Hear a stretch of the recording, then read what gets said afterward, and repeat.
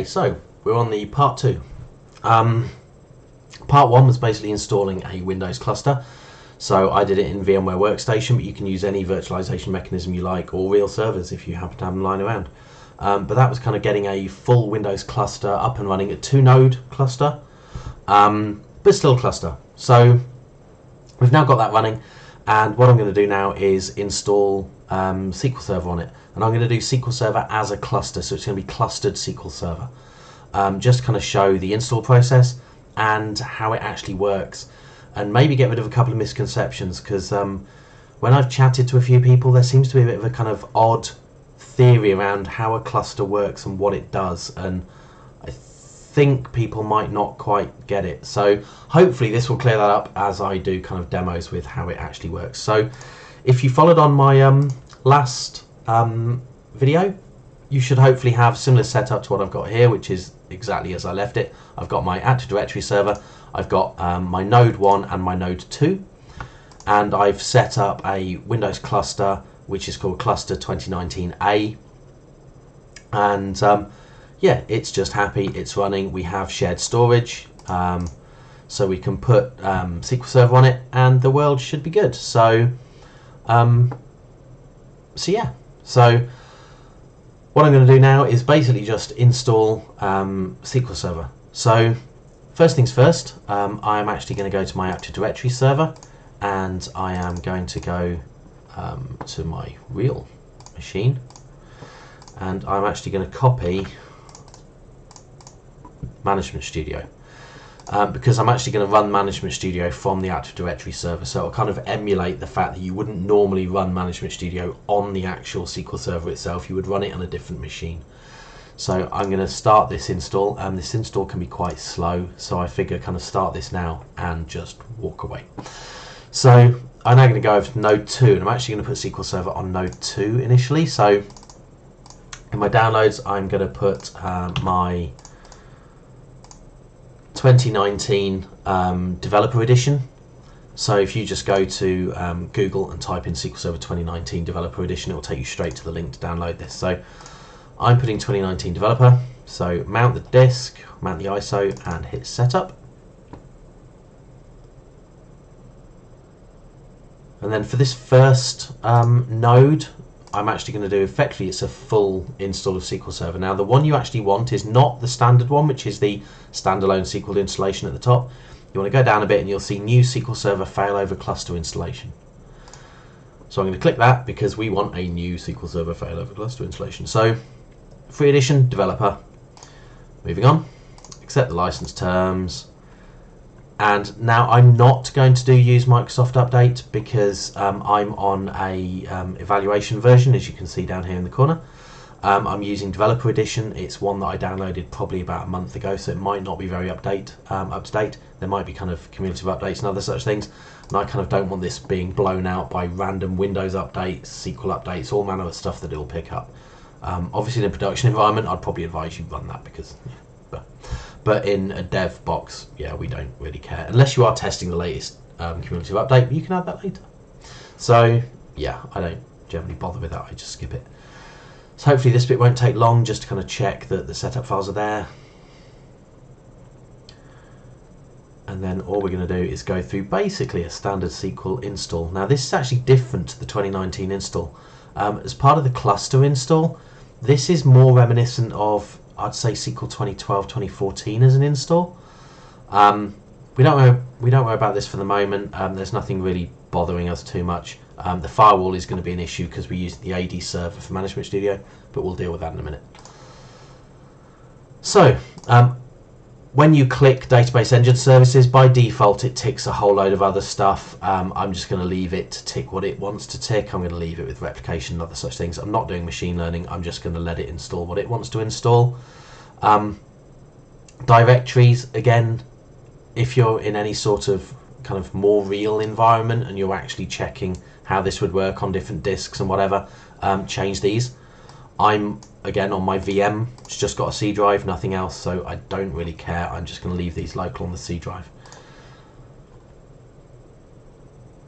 And then all it asks for now is basically the network name, so I'm actually just going to call this my SQL cluster 2019. A, because my main one is cluster 2019A, so this can be my SQL cluster 2019A. So default instance is fine for me.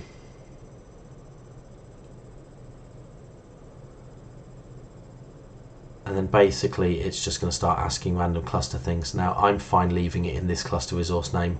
I'm not going to change it to anything weird. I'm happy with it just being SQL Server. It wants to use the cluster disk. I'm fine with it using that. Obviously, if you had multiple disks, you would choose which ones you want it to use. I only have the one shared storage, so I'm using that. Now, I want it to have a set IP address, so I'm going to give it 192.168.195.205. I just like using 205, don't know why. And it's going to run on my cluster network. That's fine, so I'm going to leave that as 205. Then a little bit of server configuration, nowhere near as much as the 2019 install does. Like I said, this is much more reminiscent of the 2012-2014 installer, but hey ho, it does a job. So for the account name, I'm actually going to use the administrator. I know you shouldn't, but you know, again, this is my demo environment. If you're using a more kind of production-y or a testy, and you want to see kind of what access levels you need, what kind of user accounts you need set up and that kind of thing, then go back to your AD server, set up users, use them. I mean, this should really have its own SQL Server account. I'm a big advocate of SQL Server running under a domain SQL Server account, a service account. But this is my demo environment. I'm just basically getting it running and showing you. So I'm happy for it just to run under my ridiculous permissioned account. So admin, check, yes, go, put the password. Okay, and we're good. I'm going to tick the grant volume maintenance because it's useful. Don't care about the collation, it's a test box. Okay, so mixed mode, I always go for mixed mode just as a safety net. Some people don't agree with having mixed mode, they want Windows only. Fine, if you want that, go for that. I'm going to add my domain admin account in again so that we've always got that as our administrator. I could add my local one. I don't really care about having my local admin. I'm just logging in as it because it's easier when it was there. So I don't really need that. So I'm going to remove that and leave just the domain admin. So I'm going to have it with mixed mode so we can have an SA account. I've added my Windows, so we're all good. Data directories, this is going to default all to that shared drive, which is on E. I'm quite happy to kind of change these a little bit. I mean, you know, if I really wanted to see the shared drive, I would probably go here and just go SQL Server, and then new folder, data, new folder. Oh no, no, no, no, not there. No, no, no, not there. There we go. Can I rename that? Can I only delete it? Rename. Logs and new folder, backups. And I'd also probably most likely have tempdb in its own folder. Obviously I wouldn't have them all on the one disk and all that kind of malarkey, but for the moment we will just play it out like this, just so it kind of looks like I'm doing a bit of a more sensible install. Okay, backups can go there. tempdb is going to go, move in there, that is going to be placed in the tempdb. I'm not fussed by these settings. I'm not going to be using this server. This is a build up tear down server, so I'm not going to go through the growths, the files, the initial sizes, any of that. I don't care. Okay, in the real world I would avidly care about these. I'm not even going to be using this server, so I'm really not fussed. Same with MacStop, not interested. The one thing I do care about is memory, because I don't want it blowing out the memory on my nodes. So I'm going to leave it with the recommended and let it use just under 4. I'm kind of fine with that. Click there to accept the recommended, and then just hit next.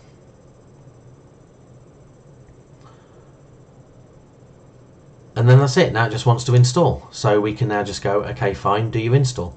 Now this does a relatively long install because it is doing the full SQL Server install. When you add the node, that's actually a much lesser install. It still takes time, and I will still end up cutting it out, but I'm just saying it will be slightly less. Now before I do skip ahead, I am just going to quickly flick back to the Active Directory and make sure that Management Studio is installed, which it has, so we're good. And what I'm also going to kind of do here is just boot it so that we've got it ready to go.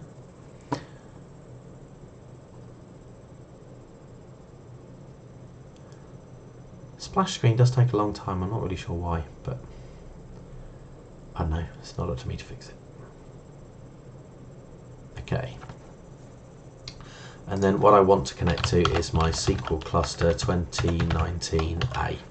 Now obviously this currently will not connect because it doesn't exist yet, it's still installing, but that's now all ready for us to go. So we're back over on node 2, and I will come back when this has finished installing.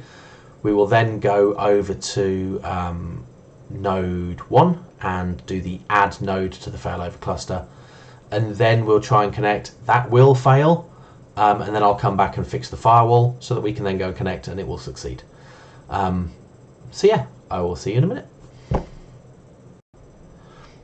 Okay, so we're back, we're at the end, and everything has succeeded, which is nice.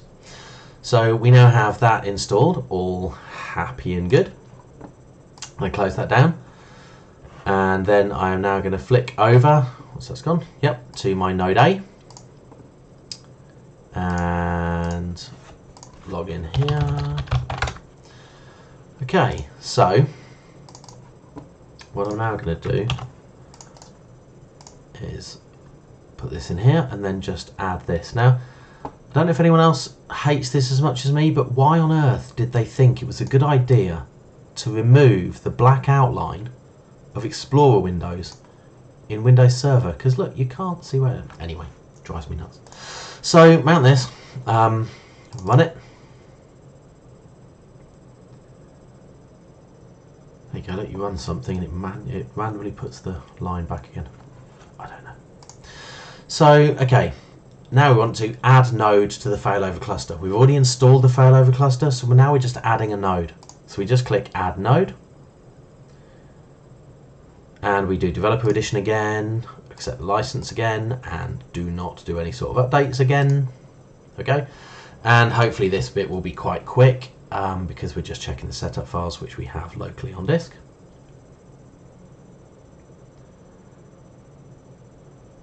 And then this is a much shorter install because we don't have to do the configuration.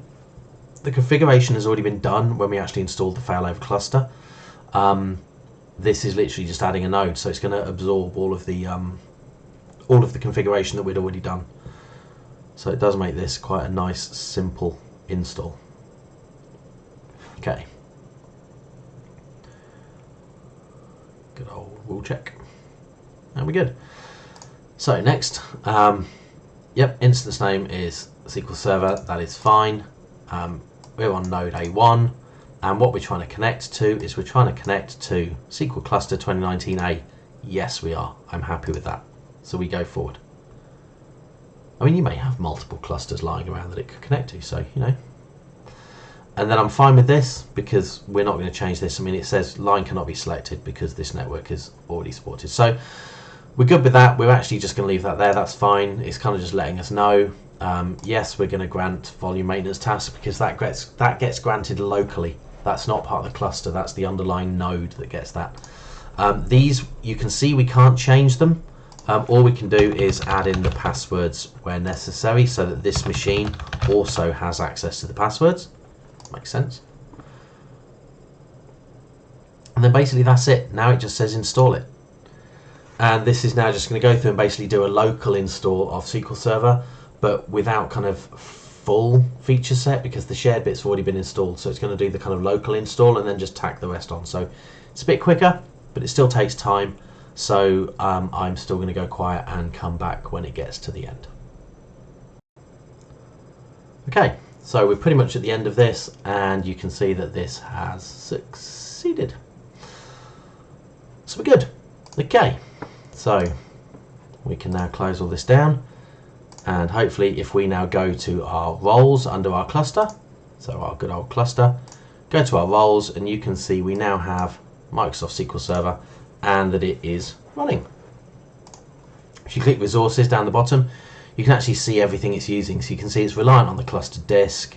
It's called SQL Cluster 2019A, and it's got the SQL Server, the SQL Server agent, and basically that is now our SQL Server cluster running. It's running on node A2 currently, but yeah, we're good. That is it. That is now SQL Server clustered. So what we now need to do is try and connect to it. Now this is going to fail, but I'm going to do it anyway. So even though it exists, this will not work. We're trying to connect from our Active Directory server. Now obviously our Active Directory server can see all of the nodes, it can also see the cluster, but it can't see SQL Server, because what we need to do, if you remember the warning on the install that said we had the firewall in place, basically our firewall is going to be stopping any of our traffic. So we need to go to the firewall, and we're going to go to advanced settings, and we're going to go to our inbound rules and do new rule. We're going to open up a port, and we're going to do TCP, and we need 1433, which is the SQL Server port. And we're going to allow the connection, and we're just going to call that SQL Server. We need to do the same thing with the outbound. Open port, TCP, 1433. Okay, allow the connection. Yep, fine. SQL Server. Oops, spelled wrong. Okay, now that will work, but only for our node 1. We need to go to node 2 and do exactly the same thing. So we're going to have to go here and do the same on this firewall. Advanced settings, inbound rules, new rule, port, TCP IP, and it's going to be 1433. And allow it, and we're going to call it SQL Server. And then the same with the outbound, new rule, port, yep, TCP 1433. Next, allow the connection, yes, and SQL Server. Okay, now hopefully with any luck we should now be able to go to our Active Directory server, and we can now connect. Okay, so we're now connected to our cluster. Now we know that this is actually running. If we go back here, we can see this is actually running on node 2019A2, but we don't need to care about that. All we need to care about is connecting to the cluster itself, and you can see we're now connected to the cluster, and the cluster is all we care about. So what we could actually do is we could go to, let's go to this PC, and on here in backups I'm going to put good old AdventureWorks. Okay. So on our AD server we can actually do a restore of AdventureWorks. So from device, add, and we're going to go to, there you go, AdventureWorks. Yep, and yep. Okay, restore successfully. We've now got AdventureWorks on our cluster. So I can obviously quite happily just go here and run select top 10 staff from sales.sales order header, and we have data. So our cluster is fully functioning, everything is nice and happy. If you want to know what it's actually running on, we should be able to do from sys.dmos cluster nodes, and you can see we've got 2 nodes, they're both up, and the current owner is node A2. Okay, so that basically is it. That is our cluster running. That is now SQL Server clustered. Okay, so we now have a full functioning cluster. As I mentioned in the previous video, you can't do the pull the plug thing to kind of test this, because I don't have 3 votes within my cluster. I only have 2 nodes with 1 vote each. So you take one out, the cluster dies. But if you want to mess with that, go for it. Add a file share or something in as your 3rd vote as a witness, and knock yourselves out. But I will move the services from one node to the other. So basically kind of like the soft version. So if you wanted to patch node A2, you would obviously transfer the services from A2 to A1. Then you would patch A2, and then you would move them back and then patch A1, for example. So I'll do that, but I'm not doing the pull the plug option. Now, one thing I'm going to do, actually what I'll first do is I will move them first from one to the other. So I'm going to go here, and what we'll do here is we're going to do move, and we're going to say, okay, move to a different node. I'm going to move it to node A1 and do OK. And what we're going to see here is you'll see everything going offline. Okay, and then gradually as it moves over, everything will come back online again. So it'll get moved from one to the other. So now our SQL cluster is coming back online, the SQL Server service, then the agent service, and then the CEIP will come back on. So now everything's back online. You can see up here the owner is now A1. So if we now go back here, and we can still run our query, but it will now say the current owner is actually A1. So it has switched between nodes A1 and A2. But from our point of view, we don't care. Just running this, we didn't have to change a connection, change anything, because we just run it on the SQL cluster. Okay, all you do is run your queries against the SQL cluster. The nodes underneath deal with it. You don't need to care. So to kind of emphasize this, what I'm going to do is I'm going to run a small PowerShell script, because I want to kind of highlight something that I said I had this weird argument about this. So I kind of just want to highlight something. Okay, let's make this a bit bigger so we can see it. Now, I do need to install module name SQL Server. So we're going to install this. It's going to ask a load of questions. So I'm just going to yes them all, because that's fine. They're just checking that yes, we can do this. Hopefully it won't break, because I didn't do this as an administrator, but we'll see. It should still work, I believe. Yeah, that's good. Okay, so we've now got a package, which is nice. It's exactly what we wanted it to do. So I've written a very small piece of pointless PowerShell code, and there we go. So I want my SQL cluster 2019A demo. Now what I'm going to do is I'm just going to add a login. Now this is kind of a fun one, is because if you actually add a login, I'm going to add just Bob, the password Bob, and then make it super secure by making him a sysadmin. But what you'll find is that now, because we've got this login here, which you can see, Bob up there, if I flip, I'll move to a different node, okay, and let this all go offline, and then back online again. So it will now move over to node A2.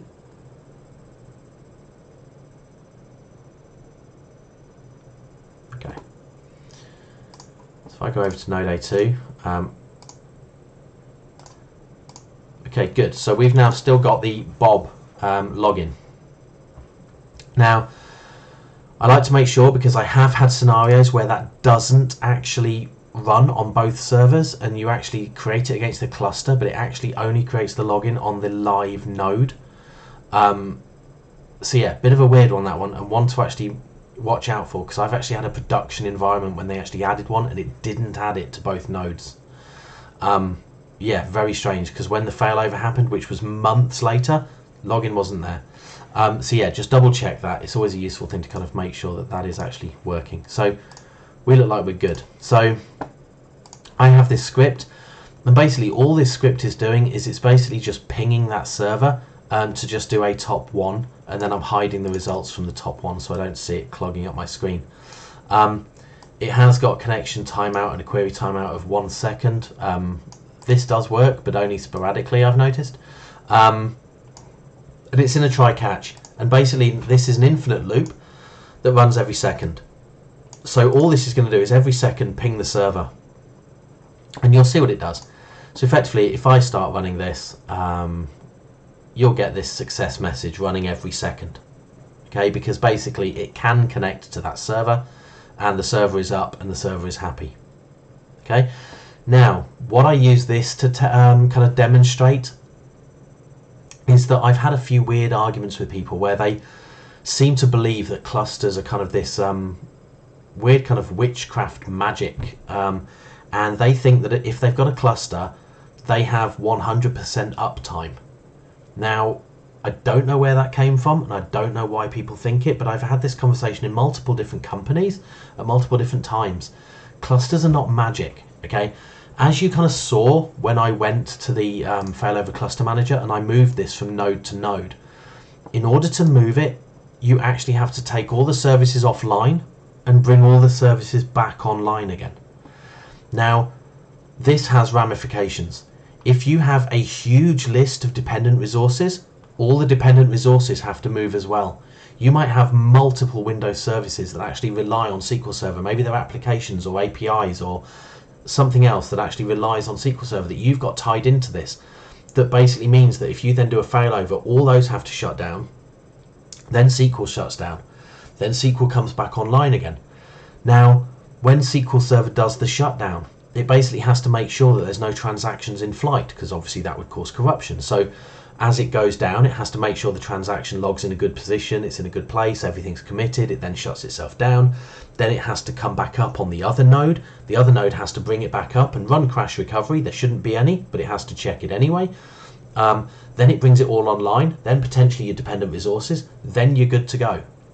So it categorically goes down. Okay, your cluster will go down. If you were to do the pull the plug scenario, so if I had another vote in here and I had basically two nodes and let's say a witness, if I pull the plug on a node that's actually running SQL Server, it has to take however long it takes, which is, to be fair, not long, but it will take a little bit for it to kind of go, okay, that node has collapsed, SQL Server's gone, I need to now bring this up. So they do a vote count and go, yes, you can bring it up. It then brings all the services back online. It then runs the crash recovery to make sure everything's good on the disks, because now that pull the plug could have been mid-flight. And if that was in the middle of a 2-hour query, then that could require a 2-hour rollback when the service comes back up on the other node. Okay, so it is not 100% uptime by any stretch. I mean, the best you're going to get is a few seconds. So this is what I kind of use this PowerShell to show. So you can see this is just pinging it every second. Pretty much consistently every second we're good. So what I'm going to do now is I'm going to go here and I'm going to basically say, okay, ping this to the other node. This is a nice safe shutdown. So this is kind of your best case scenario rather than the pull the plug. So I'm going to now hit this and say go, move, and you can see everything's going offline. So if I now go over here, you'll see this has now come to a grinding halt. It would have been mid-query, so it would have taken a bit to register that it had failed. And now you'll see every second we get the failures. And then as it brings it back up on the other node, we should then be able to connect to the cluster name, and everything should come back. There you go. So I'm now going to stop this before it goes off screen. Stop. And then scroll up a little bit. So you can see that in a best case scenario went offline for 23 seconds. I mean, okay, it's not a catastrophe, but my point is it goes offline. Okay, 23 seconds might be catastrophic to some businesses. A lot of businesses, they won't even notice, but it goes offline. The key part is it goes offline. Now, I am not mocking clusters, okay? The alternative is you have a server and you have another server. So this one happens to be running SQL Server. This one is in some sort of warm standby state, for example. What you've got to make sure is that everything has streamed across when this one crashes. This one has caught up, it's run all the crash recovery, it's now taken over, it's now up to date, it can now say, yes, I can take over from your SQL Server, but all of your applications are pointing to this one. So you might have to change a DNS name somewhere that points them all to this one, or change a config somewhere that points them all to the new server. That's all a pain. It's generally manual. It could be automatic, but it's generally quite manual. You've also got the other scenario that if you don't have a cluster at all and you don't have a reserve server, you might actually be in a situation where this one crashes. You actually have to find the latest log backup, take the full backup, all the log backups, do the full restores, get this up and running, repoint your DNSs, repoint your applications. That could be hours, okay? Genuinely hours to get that up and running. So even the warm standby option, which might be kind of, replication or log shipping or something else, to get that up and running is pretty quick. It's still not going to be 23 seconds. Okay, generally most of those are manual failovers. So it's going to be longer than 23 seconds. It's going to be painful. It might involve DNS changes, all manner of stuff. So a cluster is still good. I mean, as a DR thing, it's good. Also, you can have, as I mentioned earlier, kind of a active cluster.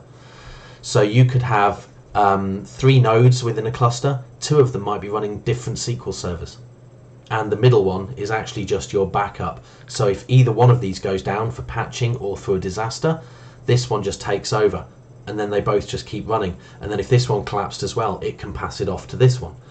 And you could actually have a scenario where you have this kind of all this redundancy but live servers running on them, which in a kind of warm standby you generally don't do that.